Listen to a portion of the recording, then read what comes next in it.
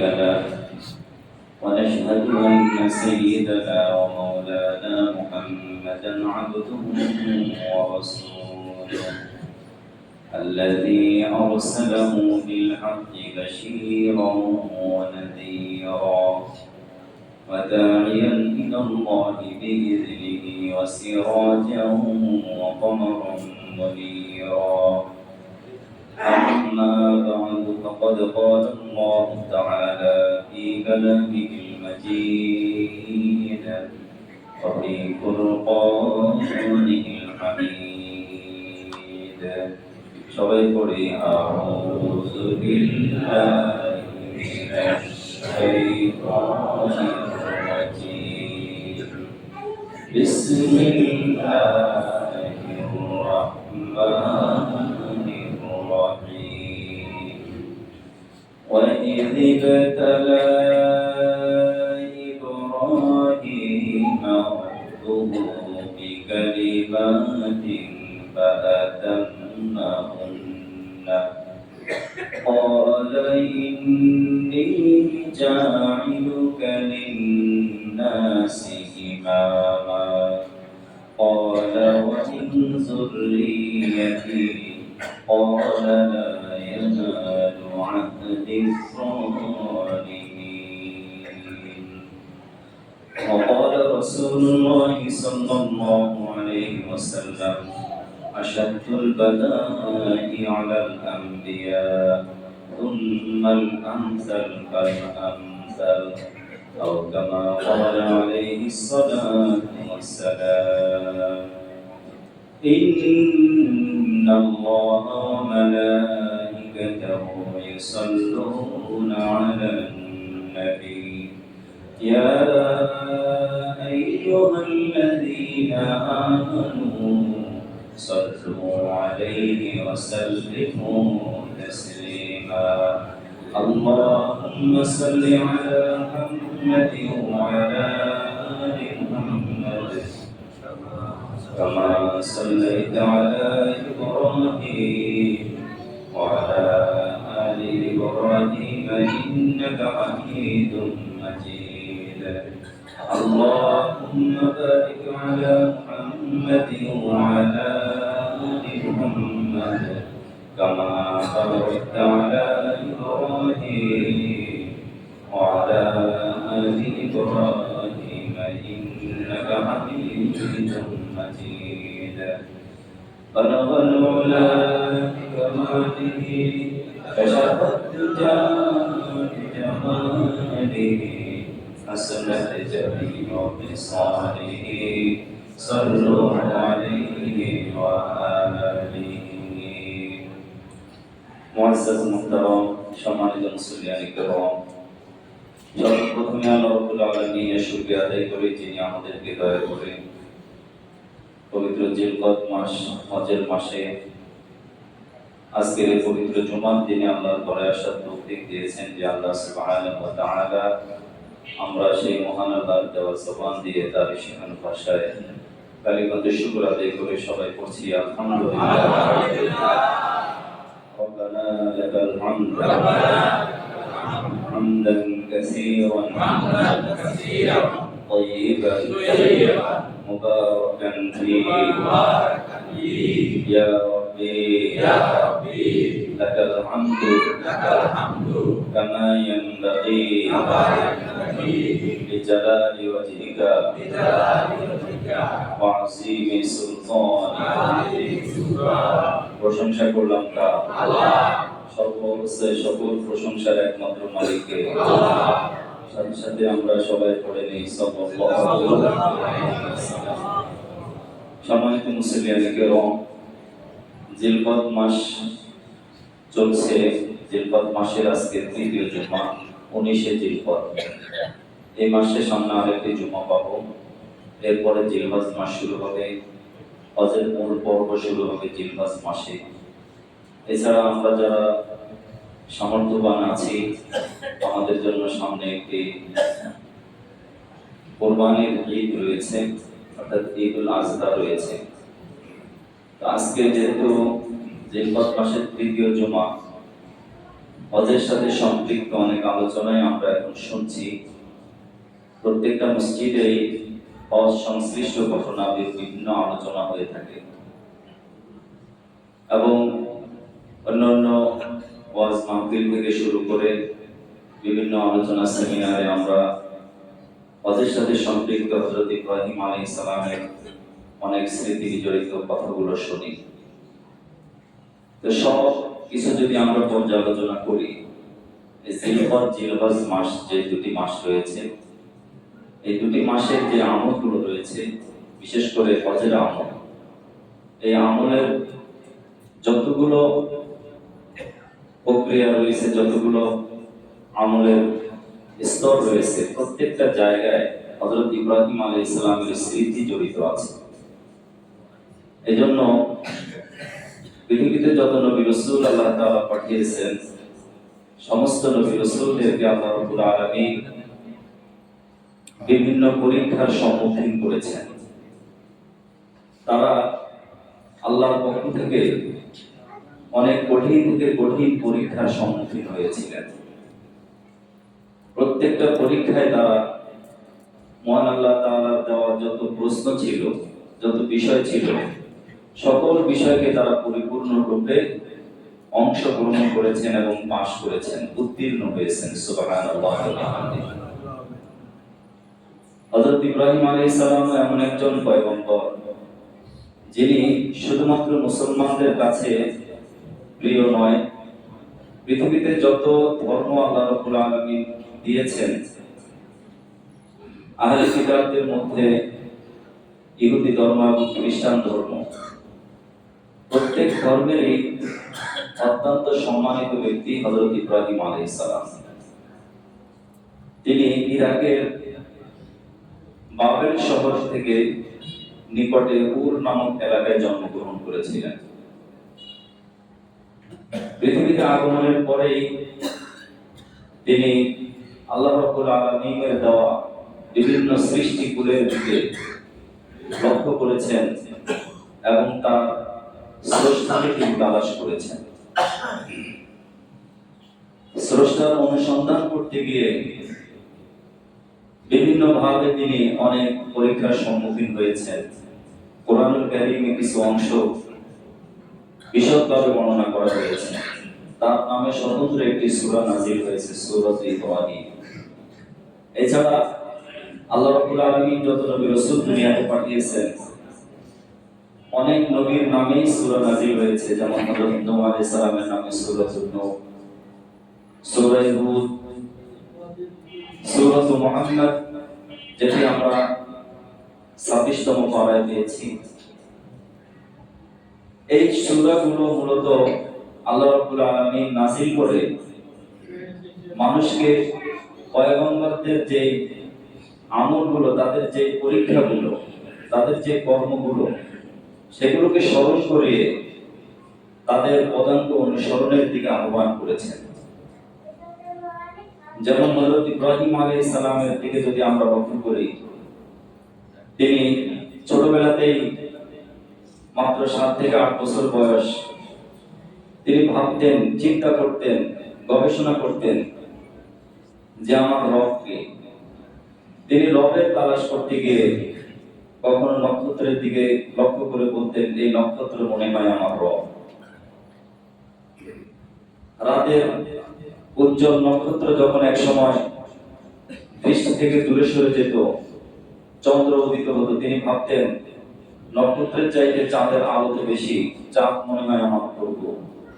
আবার যখন চাঁদ অস্তমিত হয়ে দিনের সূর্য উদিত হতো, তিনি দেখতেন নক্ষত্র এবং চাঁদের চাইতে সূর্যের পাওয়ার অনেক বেশি, সূর্য মনে হয় আমার প্রভু। এইভাবে তিনি প্রভুর তালাশ করতে করতে পরে চিন্তা করলেন যে আমি দেখলাম নক্ষত্র এক সময় দৃষ্টিগোচর, দৃষ্টি থেকে দূরে সরে গেল, চাঁদ এক সময় অস্তমিত হলো, সূর্য এক সময় অস্তমিত হলো। তাহলে মনে হয় যিনি নক্ষত্র তৈরি করেছেন, সূর্য তৈরি করেছেন, চাঁদ তৈরি করেছেন, তিনিই আমার রব হতে পারেন। এজন্য তিনি বলেছেন, ইন্নী ওয়াজ্জাহতু ওয়াজহিয়া লিল্লাযী ফাতারাস সামাওয়াতি ওয়াল আরদা হানিফা, নিশ্চয় আমি মনোযোগ দিলাম, মনোনিবেশ করলাম ওই আল্লাহর দিকে, ওই প্রভুর দিকে, ওই সত্তার দিকে যিনি আসমান এবং জমিন তৈরি করেছেন। সুবহানাল্লাহ। এইভাবে তিনি আমাদেরকে শিক্ষা দিয়েছেন। আমাদের চারপাশ, আমাদের আশেপাশে আমরা যা কিছু দেখছি, সব কিছুর পেছনে একজন স্রষ্টা রয়েছেন। তিনি কে? আল্লাহ। এই আল্লাহ তাআলার কুদরত, আল্লাহ রাব্বুল আলামিনের সৃষ্টিগুলো দেখে তাকে পরিপূর্ণভাবে অনুসরণ করা, ভালোবাসা, এটা একজন মুমিনের জন্য অপরিহার্য দায়িত্ব কর্তব্য। তিনি জীবনে অনেকগুলো পরীক্ষার সম্মুখীন হয়েছেন। তার ভিতরে কিছু পরীক্ষার কথা কুরআনুল কারীমে রয়েছে। যেমন হযরত ইব্রাহিম আলাইহিস সালাম সর্বপ্রথমেই তিনি তার পরিবার থেকে, সমাজ থেকে এইভাবে অবহেলিত হয়েছেন। সমাজ থেকে তাকে সমাজ বিচ্যুত করা হয়েছে। পরিবারের কাছে দ্বীনের দাওয়াত দিয়ে গিয়েছেন।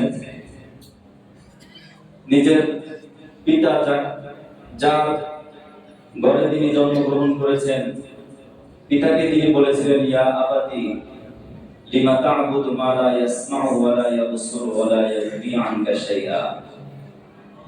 হে আমার বাবা, আপনি কেন এমন জিনিসের কাছে মাথা নত করেন, এমন জিনিসের কাছে আপনার মাথাকে আপনি অর্পণ করেন? লা তা'বুদু মা লা ইয়াসমাউ ওয়া লা ইউবসিরু, যে শুনতে পায় না, দেখতে পায় না এবং আপনার কোনো উপকারও করতে পারবে না, এমন জড় পদার্থের সামনে কেন মাথা নত করেন? ইন্নী আখাফু আন ইয়ামাসসাকা আযাবুম মিনার রাহমান। তিনি আরো বললেন, নিশ্চয় আমি আপনার ব্যাপারে আশঙ্কা করি যে আল্লাহ রাব্বুল আলামিন আপনাকে কঠিন থেকে কঠিন আযাবে পতিত করবেন এই কাজের কারণে। আপনি যে জড় পদার্থের সামনে মাথা নত করেন, অথচ মাথা নত করার হক কার? কার সামনে মাথা নত করি? আল্লাহর সামনে। তিনি যখন এই কথাগুলো যৌক্তিক ভাষায়, অত্যন্ত প্রাঞ্জল ভাষায় এবং হৃদয়গ্রাহী, মনোমুগ্ধকর কথাগুলো যখন বাবার সামনে উপস্থাপন করলেন, বাবার কোনো জবাব ছিল না। বাবা তখন বলল যে তুমি আমার ঘরে জন্মগ্রহণ করে আমার বিরুদ্ধে আচরণ করছো, তোমাকে আমি এমন শাস্তি দেব, তোমাকে সুরে চড়াবো, শাস্তি দেব, দেশান্তর করব। ঠিক তাই করেছেন। তাতে কি তিনি পিছপা হয়েছেন? তিনি পিছপা হননি, তিনি ভয় পেয়ে যাননি। আল্লাহ রাব্বুল আলামিন তাকে প্রথম পরীক্ষায় দিলেন, পরিবার থেকে, সমাজ থেকে তাকে বঞ্চিত করা হয়েছে। আজকে যারা দ্বীনের দাওয়াত দেয়, দ্বীনের পথে আছে, এই দ্বীনের কারণে অনেককে পরিবার ছাড়তে হয়, সমাজ ছাড়তে হয়, প্রয়োজনে হিজরত করতে হয়, তারপরে তারা দ্বীন ছাড়ে না। ঠিক কিনা বলেন? এই জন্য মুহতারাম হাজিরিন, হযরত ইব্রাহিম আলাইহিস সালামের এই ছিল কঠিন পরীক্ষা। সমাজ থেকে রাষ্ট্র, সরাসরি রাষ্ট্রের বিরুদ্ধে তিনি অবস্থান নিয়েছেন। সরাসরি রাষ্ট্রপতির কাছে তিনি দ্বীনের দাওয়াত দিয়ে নিয়ে গেলেন। তৎকালীন রাষ্ট্রপ্রধান কে ছিল? নমরুদ। নাম কি? নমরুদের কাছে তিনি দ্বীনের দাওয়াত নিয়ে গেলেন। প্রথমে তাকে দাওয়াত দিলেন যে আমার প্রভুতে এমন যে মানুষকে জীবন দেয় আবার মরণ দেয়। সে বলল যে আমিও তো জীবন দিতে পারি, মরণ দিতে পারি।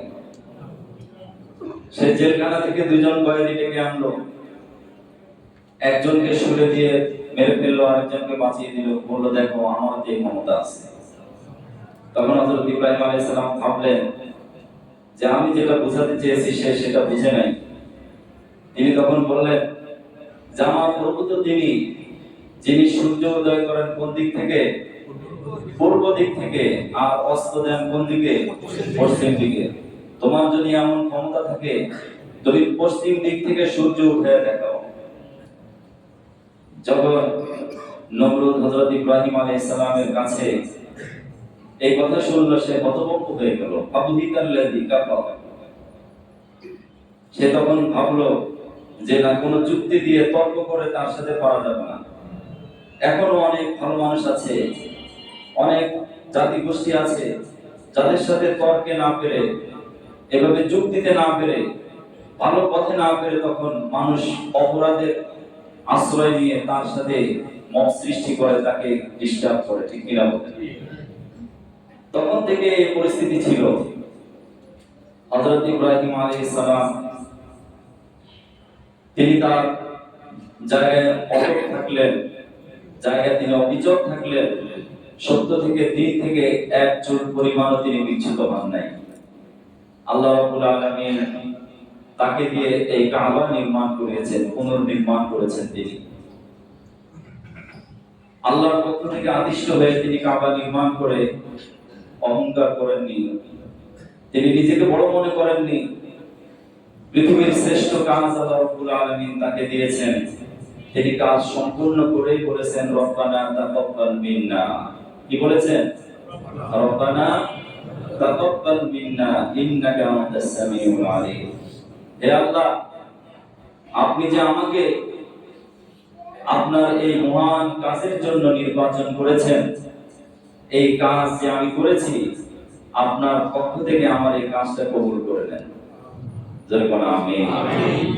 ইন্নাকা আনতাস সামিউল আলিম, নিশ্চয়ই আপনি শ্রোতা এবং আপনি অনেক বিজ্ঞ। যা কিছু আমি না জানি, পৃথিবীর কোনো মানুষ না জানুক, জানেন কে? আল্লাহ। তিনি আরো দোয়া করলেন, রব্বানা ওয়াজআলনা মুসলিমাইনি লাকা ওয়া মিন যুররিয়্যাতিনা উম্মাতান মুসলিমাতান ওয়া আরিনা মানাসিকানা ওয়া তুব আলাইনা ইন্নাকা আনতাত তাওয়াবুর রাহিম। রব্বানা ওয়াজআলনা, হে আমার প্রভু, আমি আমার কলিজার টুকরা সন্তান দুজন মিলে কাবা নির্মাণ করেছি।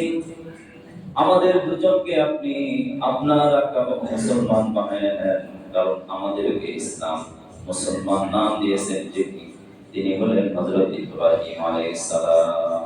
ঠিক কি না? ইব্রাহিম আলাইহিস সালাম আমাদেরকে মুসলমান নাম দিয়েছেন। মিল্লাত আবিকুম ইব্রাহিম ওয়া সাম্মাকুমুল মুসলিমিন। এই যে আমরা এখন মুসলমান দাবি করি, একজন মুসলমান সে তার জীবনে ইসলাম পালন করতে গিয়ে, ইসলামের সব আমলগুলো করতে গিয়ে, সকল কাজগুলো করতে গিয়ে নানা প্রকারের ঝামেলার সম্মুখীন হতে পারে, বাধার সম্মুখীন হতে পারে।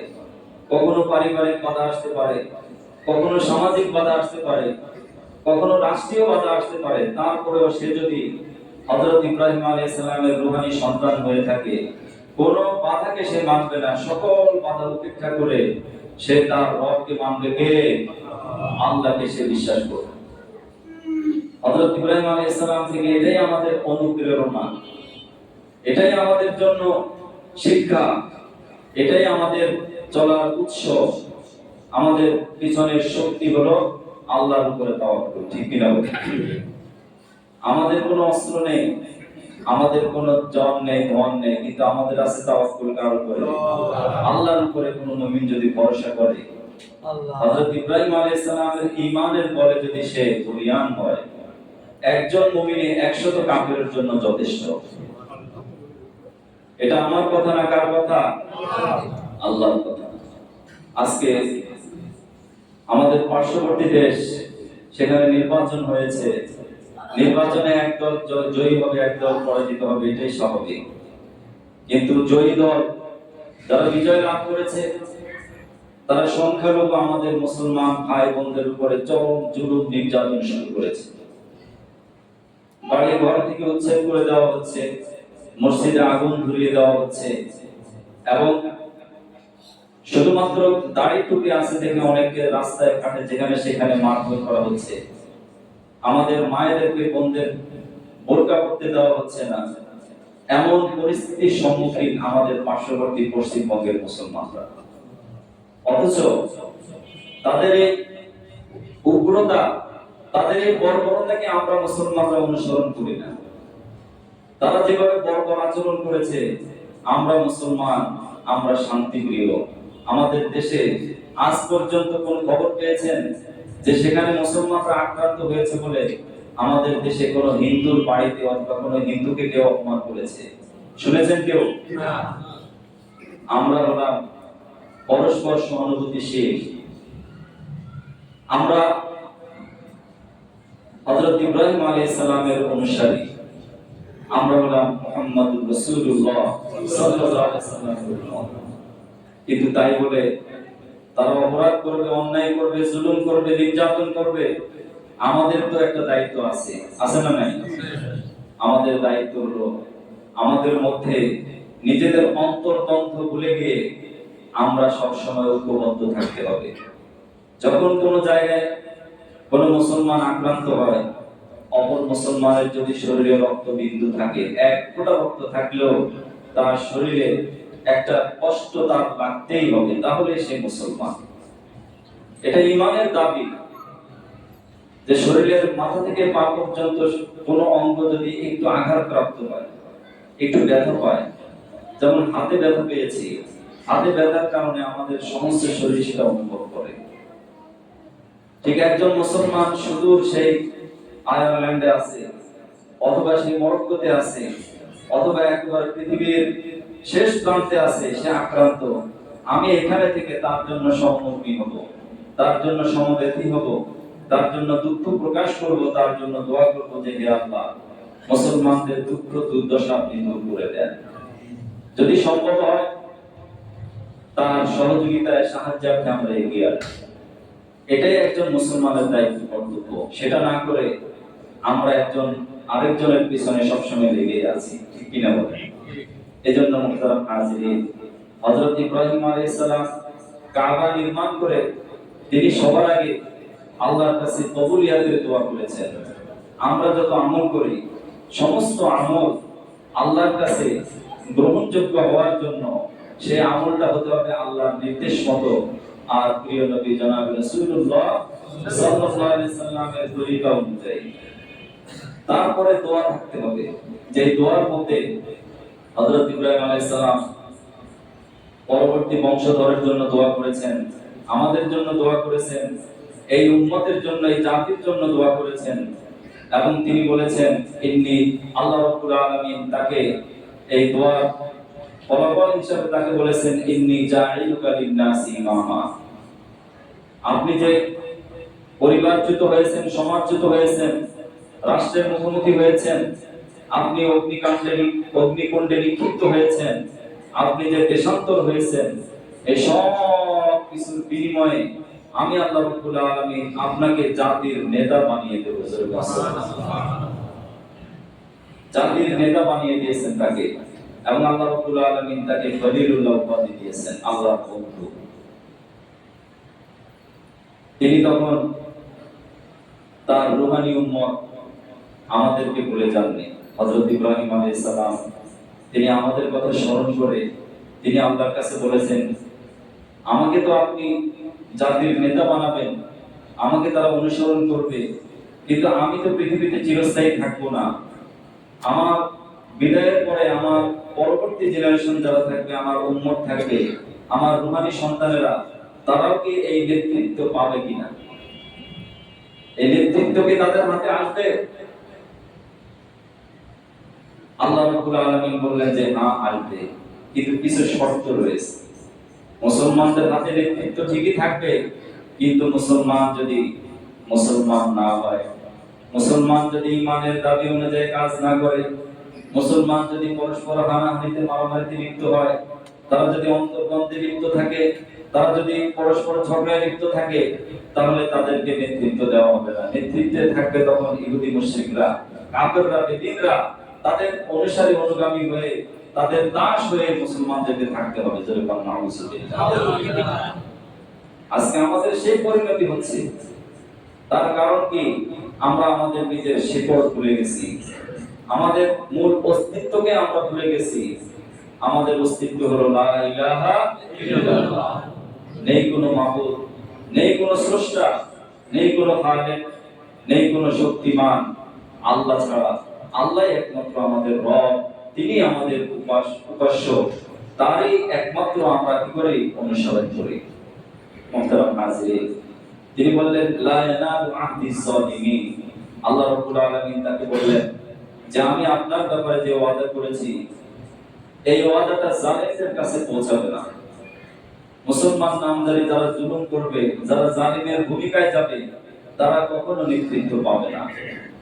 হয়তো সংক্ষিপ্ত সময়ের জন্য তাদের হাতে নেতৃত্ব থাকবে, কিছুদিন পরে আবার সেটা আল্লাহ রাব্বুল আলামিন পরিবর্তন করে দিবে। এক জাতি থেকে আরেক জাতি, এক জাতি থেকে আরেক জাতি, এভাবে নেতৃত্বের পরিবর্তন হতে থাকবে। আল্লাহ রাব্বুল আলামিন বলেন একজন মুসলমান যিনি প্রকৃতপক্ষে হযরত ইব্রাহিম আলাইহিস সালামের অনুসারী, সে কখনো জালিম হতে পারে না। জুলুম তার ডিকশনারিতে কখনো থাকবে না। কখনো সে মানুষের প্রতি বেইনসাফি করবে না, বৈষম্য করবে না, কারো প্রতি সে আধিপত্য বিস্তার করবে না। কারণ আল্লাহ রাব্বুল আলামিন একজন মুসলমান হিসাবে প্রত্যেক মুসলমানকে তার হক দিয়ে দিয়েছেন।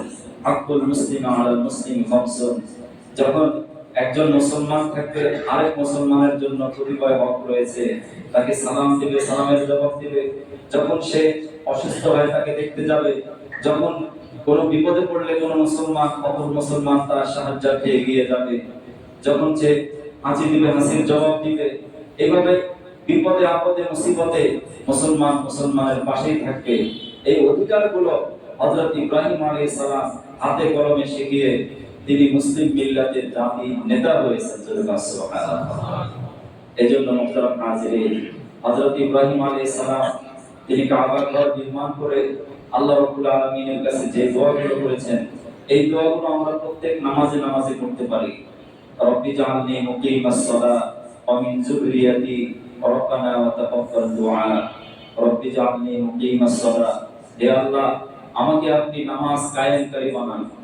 আমি যেন নিজের মধ্যে, পরিবারের মধ্যে, সমাজের মধ্যে সর্বক্ষেত্রে নামাজ প্রতিষ্ঠা করতে পারি। আল্লাহ রাব্বুল আলামিন যেন আমাকে আপনাকে কবুল করে নেন বলে আমিন। অমিন যুররিয়াতি, আমাদের সন্তানদেরকে নামাজি বানিয়ে দেন। হযরত ইব্রাহিম আলাইহিস সালাম আমাদেরকে দোয়া শিখিয়েছেন। আমরা আমাদের সন্তান আজকে বখাটে হয়ে যাচ্ছে, সন্তান কথা শুনে না, সন্তান আজকে বিপথে চলে যাচ্ছে, সম্পদ নষ্ট হয়ে যাচ্ছে। এই সন্তানের জন্য প্রত্যেক নামাজানদের দোয়া করবেন। রব্বানা হাব লানা মিন আজওয়াজিনা, সবাই বলি রব্বানা হাব লানা মিন আজওয়াজিনা ওয়া যুররিয়াতিনা কুররাতা আ'য়ুন ওয়াজআলনা লিল মুত্তাকিনা ইমামা। কত চমৎকার দোয়া। রব্বানা হাব লানা মিন আজওয়াজিনা, হে আল্লাহ আপনি আমাদের সন্তান সন্ততি এমন দান করেন, মিন আজওয়াজিনা, আমাদের স্ত্রীদেরকে এমন স্ত্রী দান করেন যেই সন্তানগুলো এমন স্ত্রীরা যারা আমাদের চোখের শীতল কারণ হবে, আমাদের চোখের দৃষ্টিনন্দন হবে, যাদেরকে দেখলে আমরা সুস্থ হতে পারি। এই সন্তান আমার জান্নাতে যাওয়ার কারণ হতে পারে। আজকে অনেক সন্তান এমন আছে যেগুলো মাতা পিতার জন্য জাহান্নামে যাওয়ার কারণ হতে পারে। আছে না নাই? আছে। জাহান্নামে যাওয়ার কারণ হতে পারে। মা বাবা অনেক আবেদ, তাহাজ্জুদ গুজার, কিন্তু সন্তান নামাজ পড়ে না, মেয়ে পর্দা করে না, মেয়ে দ্বীনের অনুশাসন মেনে চলে না, স্ত্রী যেখানে সেখানে চলে, স্বামীর নিয়ন্ত্রণে নেয়, কিন্তু স্বামী বেচারা মসজিদে খুব পাঁচওয়াক্ত নামাজি। আছে না নাই? এরকম আমাদের সমাজে অনেক মানুষ আমরা আছি। আমাদেরকে এখন ফিকির করতে হবে, চিন্তা করতে হবে, আমাদেরকে স্টেপ নিতে হবে, পদক্ষেপ নিতে হবে, একটা পরিকল্পনা গ্রহণ করতে হবে। যে সন্তান আমার কথা শুনে না তাকে কিভাবে কথা শোনাবো? হযরত ইব্রাহিম আলাইহিস সালাম শিক্ষা দিয়েছেন, হযরত মুহাম্মদুর রাসূলুল্লাহ সাল্লাল্লাহু আলাইহি সাল্লাম শিখিয়েছেন, নবী রাসূলগণ শিখিয়েছেন সন্তানকে কিভাবে গড়ে তুলতে হবে। এই সন্তান প্রতিপালনের বিষয়টি হযরত ইব্রাহিম আলাইহিস সালাম থেকে আমরা শিক্ষা নেই। তিনি বৃদ্ধ বয়সে একেবারে শেষ সময় আল্লাহর পক্ষ থেকে এমন উপহার পেয়েছেন, তিনি আল্লাহর কাছে চেয়ে নিয়েছেন হযরত ইসমাঈল আলাইহিস সালামকে। ঠিক কি না বলেন? রব্বি হাবলি মিনাস সালিহিন, তিনি দোয়া করেছেন, হে আল্লাহ আপনি আমাকে নেককার সন্তান দান করেন।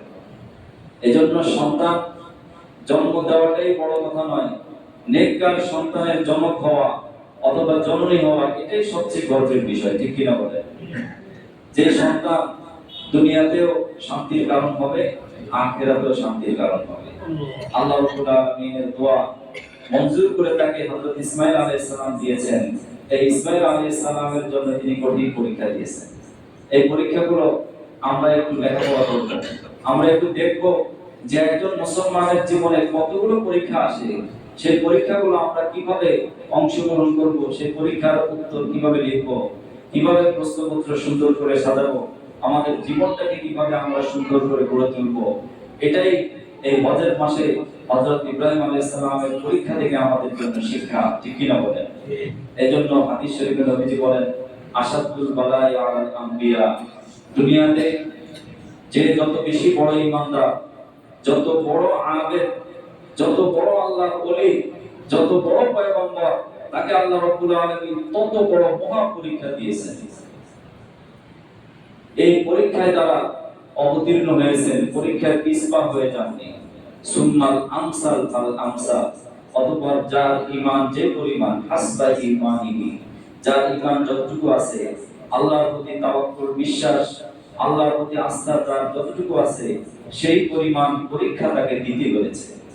এজন্য আল্লাহ রাব্বুল আলামিন কোরআনুল কারীমে বিভিন্ন জায়গায় মানুষকে বলেন, আম হাসিবতুম, তোমরা কি ধারণা করেছো, আনতাদখুলুল জান্নাহ, এমনিতেই জান্নাতে চলে যাবে, অথচ তোমাদের পূর্বে এমন অনেক জাতি ছিল, তাদেরকে ক্ষুধা, দারিদ্রতা, তাদেরকে কষ্ট পেলে সব কিছু বহন করে, সব কিছু সহ্য করে ঈমানের উপরে টিকে থাকতে হয়েছে, এবং তারা এই কথা বলতে বাধ্য হয়েছে যে, হে আল্লাহ, আমরা তো আর কষ্ট সহ্য করতে পারছি না, আপনার সাহায্য কখন আসবে, এই কথা পর্যন্ত তারা বলতে হয়েছে। তারপর আল্লাহ রাব্বুল আলামিন তাদেরকে সাহায্য করেছেন। মুহতারাম হাজিরিন, আসুন হজের মাসে আমরা বেশি বেশি দোয়া ইস্তেগফার করি, এবং আমাদের যেই সন্তান সন্ততি রয়েছে তাদেরকে আমরা দ্বীনের পথে রাখি, নিজেরাও সংশোধন হয়ে চলার চেষ্টা করি। আল্লাহ রাব্বুল আলামিন যেন আমাকে, আপনাকে, আমাদের সবাইকে হযরত ইব্রাহিম আলাইহিস সালামের খাঁটি উত্তরসূরি, খাঁটি সন্তান, খাঁটি উম্মত হিসেবে কবুল আর মঞ্জুর করেন। সবাই বলি আমিন। আলহামদুলিল্লাহি রাব্বিল আলামিন। আসসালামু আলাইকুম ওয়া রাহমাতুল্লাহ।